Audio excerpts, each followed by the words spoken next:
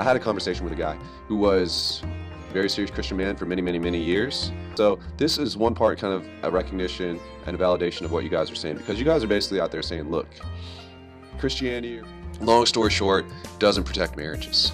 And then you guys are saying, well, why would I want to be part of that? Like, why would I want to take my family and my kids into that? Or why would I date a woman who is involved in an organization, true or false, right? That's not even the conversation. The conversation is all around, is it good for families? Is it good for marriages? And when you guys have come down and said, well, no, it's not. Well, I'm not going to that. Like, why would I go to that?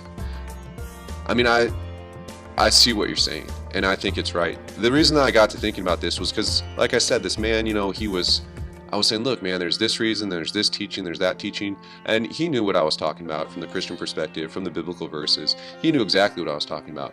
But the way that he kind of made sense of everything and why he was encouraging me to just go out and date and get into another marriage was that, and he was in his first marriage. He'd been married for 40 years. So it wasn't like he was speaking out of a personal anything. That was just his view. For one part, I think we see two things. One, that married people, they don't have to think about this stuff, They don't really have to go through the verses and take seriously because it doesn't apply to them. And plus, it's you don't want to judge other people, so why really get involved in the whole controversy, the whole discussion? So I get that, but what I was saying was this guy was, he was pushing back on me, and basically his reasoning was, well, God is gracious. There's grace of God for sinners, and so, people can get divorced, and it basically nullifies all the other teachings that we have in the New Testament by Jesus or by other people, teachers, throughout the New Testament. Says, yeah, it doesn't matter. Those things, those teachings, they're irrelevant. We can ignore those. And my pushback to Christians who hold that view, and at the same time validating secular people, is that, look, people inside the church, secular people are watching us, and they don't care about our arguments over Greek words. They don't care about translations, about Erasmus. They don't care about the history of how the Catholic Church came to, come up with all these annulments, 25 different reasons why your marriage wasn't actually real in the first place, so go ahead and get into another one.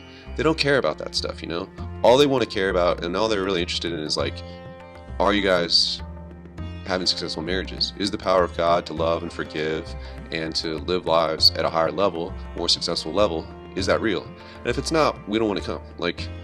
We don't want to join up. All the other issues aside, which I think everyone has valid doubts, but all those other doubts aside, right? People are just saying, I don't want to come.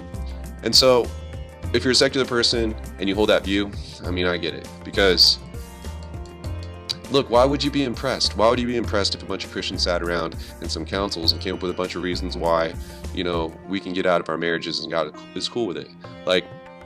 People do that all the time without believing in God, right? I mean, divorces are, not a big deal.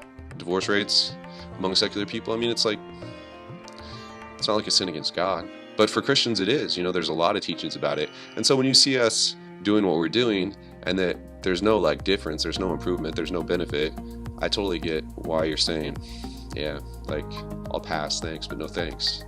At the same time, for those of you Christians who you really hold this, well, God is just loving and forgiving, it's you may think that's a great message and everyone would be really drawn to that, but realize that secular people, they're saying, that's just nonsense. Who cares?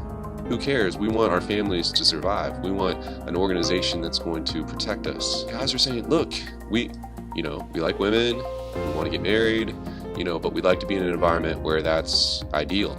If you're a Christian and you are goo goo gaga for this whole grace thing, come and live however you want, and the church is cool and God loves you, that may not be music to everyone's ears. This isn't what people really seem to be wanting solutions, but people also want to have, happy, long-lasting marriages.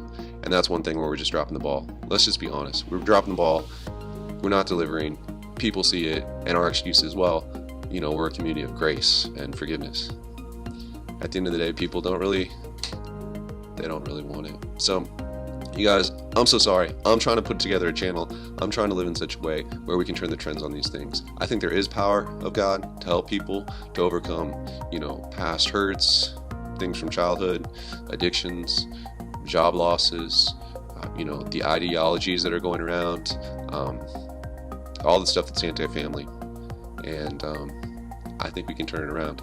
Thank you for everyone who's thinking and speaking up about what's going on in marriage and hoping to find solutions. Two, for Christians, if you're married and you've never looked seriously at the divorce and remarriage scriptures, look at it seriously, please, so that you don't say things that are incorrect.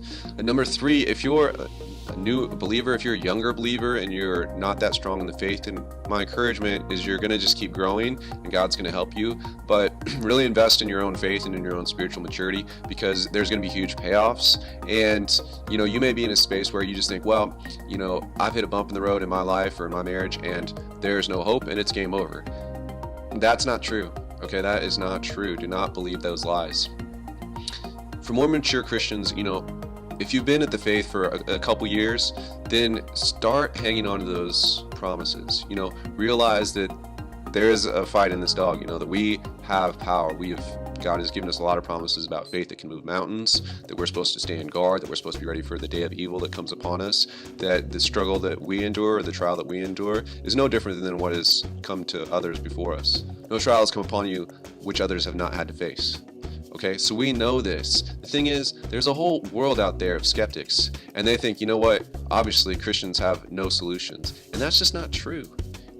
If our faith is real, and if God is real at all, and if anything that we claim to believe is true, there are answers. God has spoken to these things. He sees the problem, and He's worked out a solution. Our job is just to get on board with the program, and go after it, Fast and pray, get on our knees, understand what it means to do spiritual warfare, understand that the enemy comes to steal, kill, and destroy, but God has come that we might have life and have abundant life. And that's the good news. That's the hope that, we claim to have received, and that's what we claim to try to offer to the public at large. I mean, if any and all of that is true, then let's get after it. Let's stop playing these games. Let's be more serious, because there are real solutions and there's real pain. I don't think unbelieving people are crazy for saying, well, I guess heaven and hell, that may be real or may not, but alimony, divorce court, and divorce trauma, and divorce rape, and all the trauma that goes with that is 100% real. I guarantee it's real. And so they have legitimate concerns to be afraid about those things. I don't think, what's wrong with them saying, hey, this is a problem. Church, do you have any solutions? And we're like, not really, sorry. We can do better. We can do better. I know it. So